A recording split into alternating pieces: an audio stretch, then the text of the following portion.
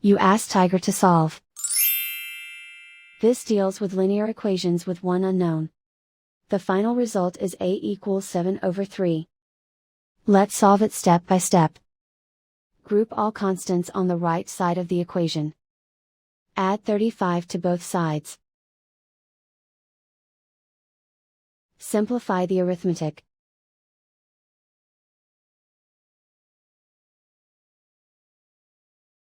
Isolate the a. Divide both sides by 15.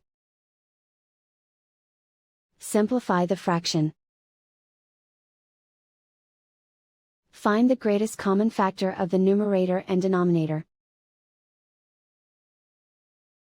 Factor out and cancel the greatest common factor.